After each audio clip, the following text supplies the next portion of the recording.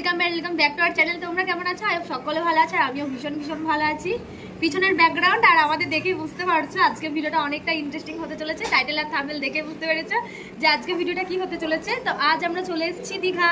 তো তোমাদের আগে থেকে কিছু দেখাতে পারিনি, কালকে রাত্রে 10টার দিকে আমরা বাসে চড়েছি। তো আমরা বাসে চড়েই দীঘায় এসেছি আর কি। তো কটার সময় নেমেছি আজকে? সকালে 7টা 7:30টার দিকে নেমেছি। তো এখন কটা বাজছে? এখন প্রায় এখন বাজছে 9:14। তো এখন আমরা যাব হচ্ছে সকালে টিফিন করব, দেন তারপর চলে যাব হচ্ছে সমুদ্র সৈকতে। তো চলো যাই হোক, ব্লগটা কন্টিনিউ দেখতে থাকো, আশা করি তোমাদের অনেক ভালো লাগবে। আর এই দেখো আমরা কিন্তু দুজনে না এটা বলবো না। তো যাই হোক চলো ব্লগটা কন্টিনিউ দেখতে থাকো।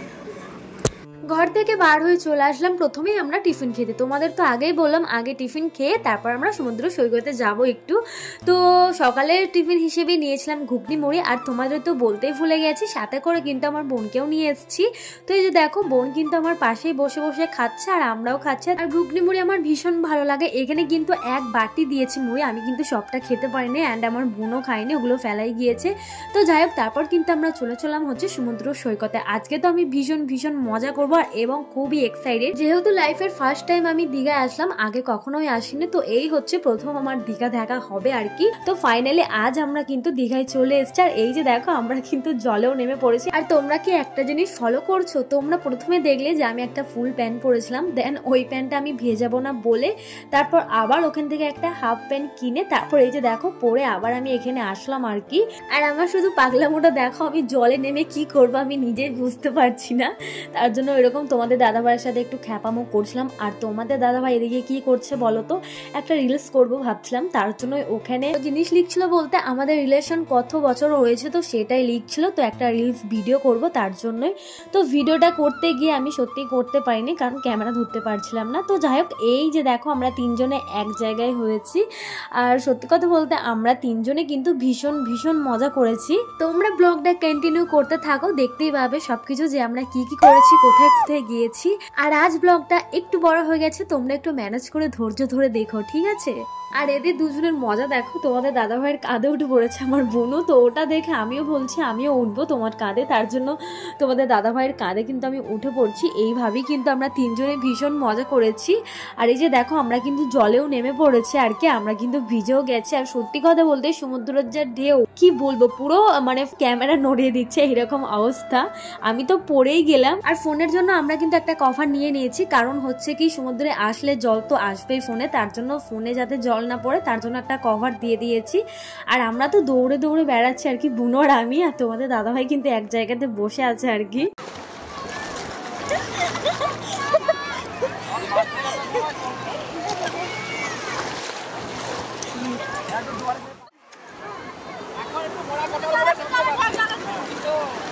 বুনো আর আমি একটা ফটোর পোস্ট দিচ্ছিলাম, বাট এটা ভিডিও করে ফেলেছে তোমাদের দাদা ভাই, কারণ এত রোদ কিছু দেখা যাচ্ছে না আর কি।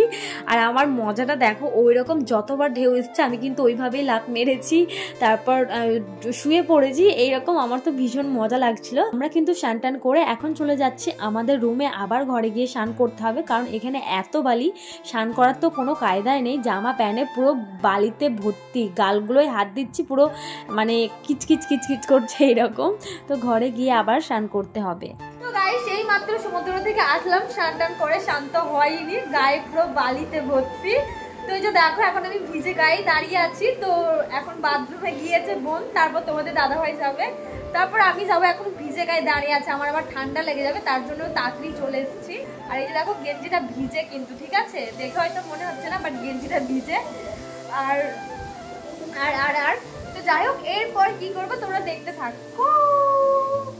তো আমরা কিন্তু তিনজনেই স্নান টান করে একদম ফ্রেশ হয়ে গেছি। তারপর তোমাদের দাদাভাইকে বললাম যে যাও জামা কাপড়গুলো বাইরে মেলে দিয়ে আসো রোদে। মানে নিজের রুমেও কিন্তু বাইরে একটা রোয়াক আছে, সেখানে তার দেয়া আছে, মেললেই হতো, বাট ওখানে ছাওয়া, তার জন্যই বললাম যে যাও বাইরে গিয়ে মেলে আসো, তাড়াতাড়ি শুকিয়ে যাবে। আর এই যে দেখো আমি কিন্তু একটা নর্মাল কুর্তি পরে নিয়েছি, যেহেতু এখন ঘরে খাওয়া দাওয়া করে একটু শুয়ে থাকবো, তারপর বিকেল দিকে বার হবো, তার জন্য একটা নর্মাল কুর্তি পরে নিলাম। আর এই হচ্ছে আমাদের রুম। আর রুমের অবস্থাটা শুধু দেখো, পুরো ছড়িয়ে ছিটিয়ে জিনিসপত্রে কিভাবে যে কি আছে, মানে হাতের সামনে যেটাই নিয়েছি সেটাই আর কি ফেলে রেখে দিয়েছি, এইরকম অবস্থা। তো গোছাতে হবে। আর এদিকে তোমাদের দাদাভাই চলে এসছে, তো আর আমার বোনও তো স্নান করে ফোন ঘাটতে কিন্তু বসে পড়েছে। আর দুপুরে খাওয়ার জন্য তোমাদের দাদাভাই নিয়ে চলে আসলো বিরিয়ানি। আমি বললাম যে আমি যাবো না বাইরে, যেহেতু আমি একটা নর্মাল কুর্তি পরেছি, এখন আর আমি বাইরে বার হব না, তুমি যাও নিয়ে আসো, ঘরে বসে বসে খাবো। এখন তোমাদের দাদাভাই বিরিয়ানি সার্ভ করছে, তো চলো খাই, খাওয়াটা করে একবারে বিকেলে দেখা হবে। 2000 years later. তোমাকে না লেখা চিঠিটা ডাক বাক্সে রাখো কোণে, সাদা খামের না লেখা নাম। এখন বাজছিল বিকেল 4টে, আর আমরা কিন্তু ফ্রেশ হয়ে বার হয়ে পড়লাম। আর আমাকে এই ড্রেসটাতে কেমন লাগছে অবশ্যই কমেন্টে জানিও। আমাকে না, মানে তোমাদের দাদাভাইকে আর আমাকে কেমন লাগছে দুজনকে সেটা বলো।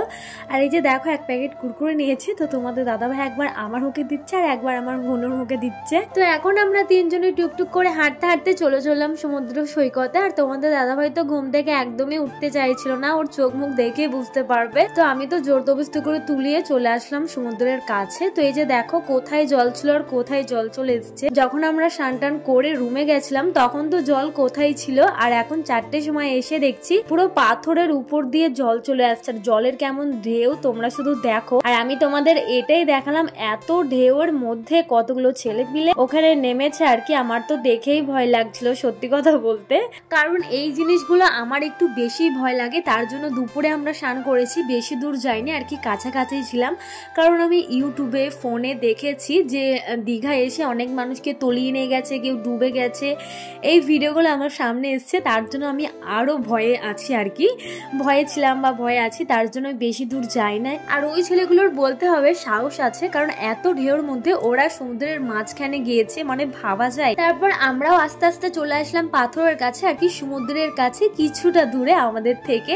আর ভিউটা এত সুন্দর লাগছিল, সত্যি কথা বলতে খুবই সুন্দর লাগছিল। তার জন্য কথা রিলস ফটো সবকিছু তো তুলে নিয়েছি। আর তোমরা কি জানো, আমি কিন্তু ভয়ে স্পিড বোর্ডে উঠিনি, কারণ ওটা সমুদ্রের মাঝখানে কেমন ভাবে ঢেউ খেলে খেলে যাচ্ছে, মানে অনেকেই যাচ্ছে সেটা আমি দেখেছি আর কি, চোখে পড়েছে। আমার তো ভীষণ ভয় করছিল, তাই তোমাদের দাদাভাই বললো যে চাপবো না, তোমাদের দাদাভাইও ভয় করছিল আর আমি তো করছিলামই, তার জন্য ওই স্পিড বোর্ডে ওঠা হয়নি। আর তোমাদের দাদাভাইয়ের মজা দেখো, ও বোনকে নিয়ে ঘুরে বেড়াচ্ছে, আর আমার সাথে ঝামেলা হয়েছে তার জন্য বোনকে নিয়ে ঘুরে বেড়াচ্ছে, বলছে যা তোকে লাগবে না, আমার শালি আছে। তো যাই হোক, তারপর আমরা পার্কের ভিতরে ঢুকে এই যে দেখো এখন আমি দোলনায় চেপে পড়েছি, দোলন খাচ্ছে, আর বোন কিন্তু পাশেরটাই দোল খাচ্ছিল। তারপর তোমাদের দাদাভাই বলল তুই নাম, আমি এবার একটু দোল খাই। আর এই যে দেখো তোমাদের দাদাভাই কত স্পিডে দোল খাচ্ছিল, তো আমি ওকে বলছি ও খাস না, কিন্তু ওটা ছিঁড়ে পড়ে যাবে। আর এই যে দেখো এখন যে জিনিসটা দেখাচ্ছে ওটার কিন্তু ভিতরে যাওয়া হয়, বাট এখন বন্ধ ছিল, তার জন্য আর কি যাওয়া হলো না। তারপর আমরা চলে আসলাম এই যে দেখো সিংহ মামার কাছে। তো আমি তো গেলাম, তারপর তোমাদের দাদাভাই পিছু পিছু দৌড়ালো। তো আজকের ব্লগটা এই পর্যন্ত।